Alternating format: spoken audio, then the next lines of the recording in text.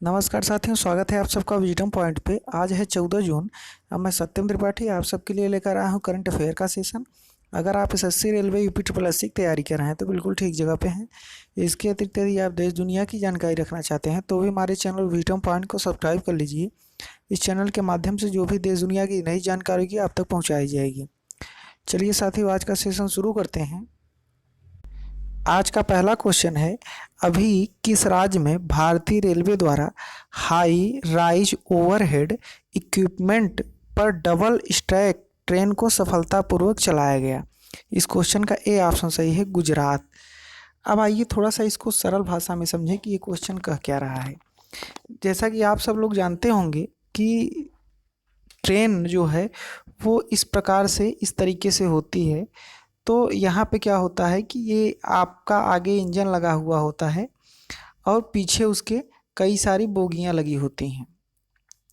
तो जो इंजन लगा होता है, तो जो इलेक्ट्रिक इंजन होता है उसमें क्या होता है कि एक कनेक्टिंग क्या कहते हैं उसको, कांटेक्ट वायर होता है।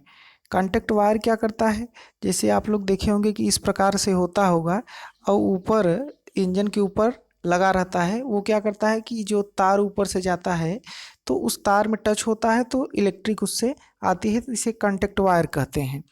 तो कांटेक्ट वायर लगा रहता है। तो उसमें क्या होता है, जैसे आप लोग जब ट्रेन जो नॉर्मल तरीके से चलती है तो वो इस प्रकार से चलती है कि बस थोड़ी सी ही दूर, मतलब कि ट्रेन का जो पूरा ऊपरी सतह है उससे थोड़ा ही ऊपर तार लगा रहता है और उसी तार में एक कांटेक्ट वायर टच होता है तो ट्रेन चलती है। लेकिन अब ये जो कह रहा है, ये ट्रेन इस प्रकार से है कि ये, इसमें इंजन तो ठीक है वही रहेगा, मैंने फर्स्ट फ्लोर का ही रहेगा, लेकिन जो इसमें बोगी पीछे लगी होगी वो डबल फ्लोर की बोगी लगी होगी। डबल फ्लोर की बोगी लगी होगी, इंजन वही रहेगा। अब जब आप लोग देखे होंगे कि तार जब ऐसे रहता था इस प्रकार से यहाँ पे, तो वो तार तो इसमें टच कर जाता। तो इसीलिए क्या किया गया है कि जो ये कांटेक्ट वायर था इसको और ऊपर ले जाया गया है। कितना ऊपर? 7.57 मीटर मीटर इसको ऊपर लाया गया है और उसके ऊपर इस पर कनेक्टिंग रॉड लगा करके अब टच कराया गया है। तो ये जो डबल, एक तरह से डबल फ्लोर की बोगी कहें तो ये जो बोगी है इसका टच अब ये इस तार पे नहीं होगा। तो इसी ट्रेन की सफलतापूर्वक अभी संचालन कहाँ पे हुई है? पश्चिमी रेलवे का एक स्टेशन है जिसका नाम है पालमपुर। पालमपुर से बोटाद बोटाद रेलवे स्टेशन के बीच इसको चलाया गया है।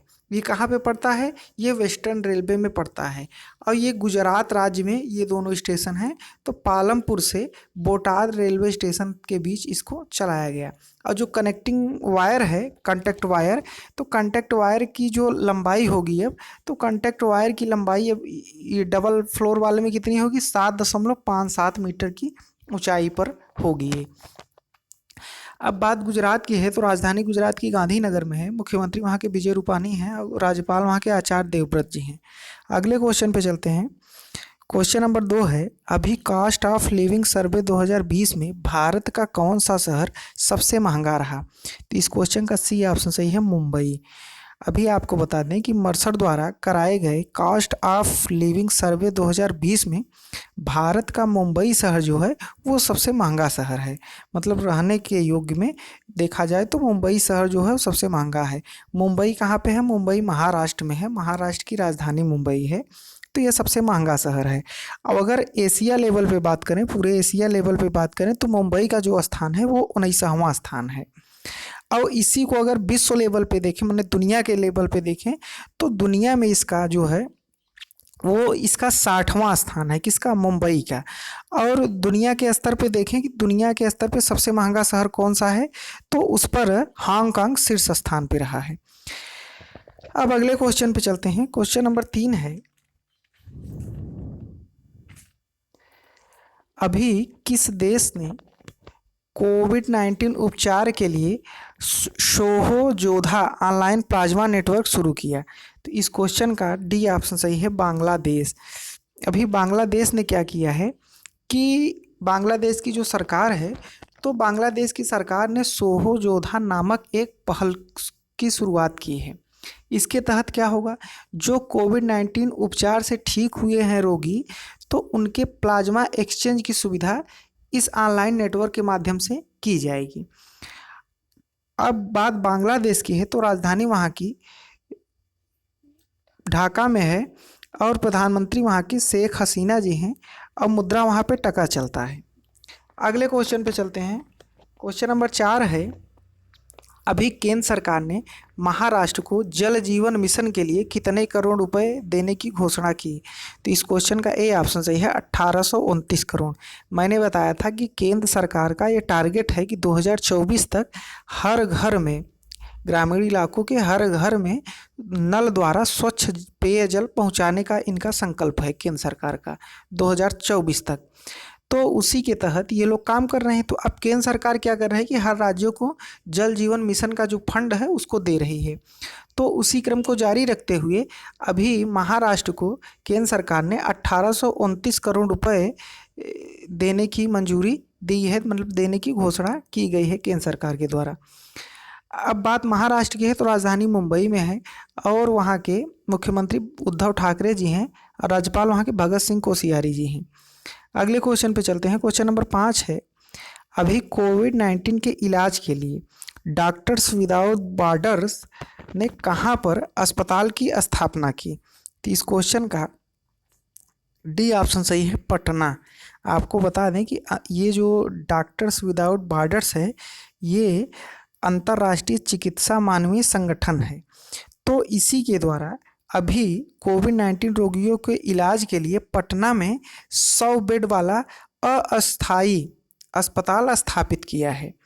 ये पटना के पाटलिपुत्र स्पोर्ट्स कॉम्प्लेक्स में बिहार सरकार के सहयोग से स्थापित की जाने वाली यह सुविधा जो है वो भारत में डॉक्टर्स विदाउट बॉर्डर्स द्वारा पूरी तरह से प्रतिबंधित की जाएगी। अब बात पटना की है, तो पटना जो है वो बिहार में पड़ता है, बिहार की राजधानी है। बिहार की राजधानी पटना है और वहाँ के मुख्यमंत्री जो हैं वो नीतीश कुमार हैं और राज्यपाल वहाँ के फागू चौहान जी हैं। अगले क्वेश्चन पे चलते हैं। क्वेश्चन नंबर 6 है, अभी फिलीपींस में भारत के नए राजदूत के रूप में किसे नियुक्त किया गया? इस क्वेश्चन का बी ऑप्शन सही है, शंभू एस कुमारन को फिलीपींस में भारत के नए राजदूत के रूप में नियुक्त किया गया है। अगर शंभू एस कुमारन की बात करें तो शंभू एस कुमारन जो हैं वो 1995 बैच के IPS अधिकारी हैं और वो जो है जयदीप मजूमदार का स्थान अब लेंगे। मतलब इसके पहले फिलीपींस के जो राजदूत थे, मतलब फिलीपींस में हमारे भारत के जो राजदूत थे वो जयदीप मजूमदार थे। अब जयदीप मजूमदार के स्थान पे शंभू एस कुमारन राज्यपाल के रूप में नियुक्त किए गए हैं। अब अगले क्वेश्चन पे चलते हैं। क्वेश्चन नंबर 7 है, अभी जगन्नाथ चेदोडू योजना किस राज्य में शुरू की गई? तो इस क्वेश्चन का सी ऑप्शन सही है, आंध्र प्रदेश। आंध्र प्रदेश राज्य में जो है वो जगन्नाथ चेदोडू योजना की शुरुआत की गई है। अब ये योजना है क्या, आपको बता दें कि जो आंध्र प्रदेश के जो नाई हैं, नाई के साथ साथ धोबी जो हैं, धोबी के साथ साथ जो टेलर्स हैं, मतलब दर्जी जिसे कहते हैं हम लोग, तो नाई, धोबी और दर्जी को अब क्या किया जाएगा कि आंध्र प्रदेश की सरकार द्वारा 10,000 रुपये अब मतलब 10,000 रुपये का सालाना अब उनको आर्थिक सहायता दिया जाएगा। यही अभी इस योजना की शुरुआत जो है आंध्र प्रदेश सरकार द्वारा की गई है।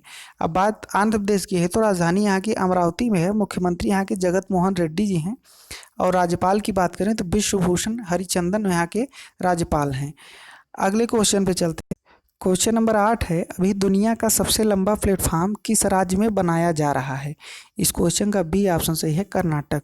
आपको बता दें कि कर्नाटक राज्य में अभी दुनिया का सबसे लंबा प्लेटफॉर्म बनाया जा रहा है। कर्नाटक में एक रेलवे स्टेशन है जिसका नाम हुबली रेलवे स्टेशन है। तो हुबली रेलवे स्टेशन के पास 1 साल के भीतर दुनिया का सबसे लंबा प्लेटफॉर्म होगा, जब मौजूदा 550 मीटर लंबे प्लेटफॉर्म नंबर 1 को 1400 मीटर तक बढ़ाया जाएगा। मतलब कि इस समय हुबली रेलवे स्टेशन में जो प्लेटफॉर्म नंबर 1 है उसकी जो लंबाई है वो 550 मीटर है। तो उसको अब क्या किया जाएगा कि अब उसको 1400 मीटर तक बढ़ाया जाएगा। और दक्षिण पश्चिम रेलवे के हुबली रेलवे स्टेशन के प्लेटफॉर्म नंबर 1 जो एक निरीक्षण कैरिज लाइन है, जो प्लेटफॉर्म नंबर 1 है वो निरीक्षण कैरिज लाइन है। तो इसी को क्या किया जाएगा कि 1400 मीटर की लंबाई और 1400 मीटर की लंबाई के साथ साथ 10 मीटर की चौड़ाई के पूर्ण प्लेटफॉर्म में परिवर्तित किया जा रहा है। अब आपको बता दें कि इस समय जो वर्तमान में सबसे लंबा प्लेटफॉर्म है, तो वर्तमान में जो सबसे लंबा प्लेटफॉर्म है तो उत्तर प्रदेश के गोरखपुर में वो स्थित है। तो जो गोरखपुर रेलवे स्टेशन है वो सबसे लंबा प्लेटफॉर्म उसी को इस समय माना जाता है।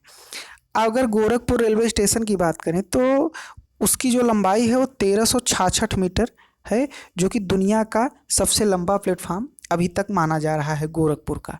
अब जो है साल भर के अंदर ये भी अगर बन जाएगा तो इसकी लंबाई 1400 मीटर हो जाएगी। तो 1400 मीटर के साथ साथ ये दुनिया का पहला प्लेटफॉर्म बन जाएगा, रेलवे स्टेशन बन जाएगा। अब बात कर्नाटक की है तो कर्नाटक की राजधानी बेंगलोर में है और यहाँ के जो मुख्यमंत्री हैं वो BS येदियुरप्पा जी हैं और राज्यपाल की बात करें तो वजूभाई वाला यहाँ के राज्यपाल हैं।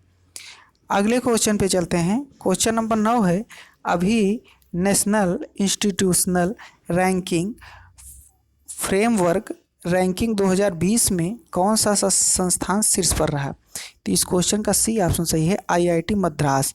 IIT मद्रास जो है वो national institutional ranking framework ranking 2020 में ये शीर्ष पर रहा है।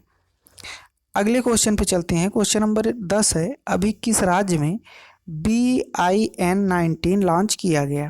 तो इस क्वेश्चन का बी ऑप्शन सही है, केरल।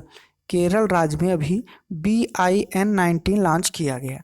अब आपको बता दें कि ये BIN-19 है क्या।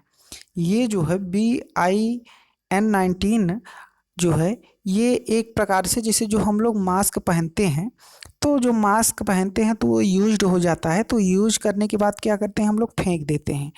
तो BIN-19 के द्वारा उसे इस प्रकार से नष्ट किया जाएगा कि उसमें जो उपस्थित वायरस हैं वो भी किसी को नुकसान न करें और पर्यावरण, जब से कि हम इसको अगर नष्ट कर रहे हैं, जिसे जला देंगे तो पर्यावरण को नुकसान होगा। तो BIN-19 के थ्रू क्या होगा कि न तो पर्यावरण को कोई दिक्कत होगी और न तो इसमें जो उपस्थित वायरस हैं वो किसी को हानि पहुंचाएंगे।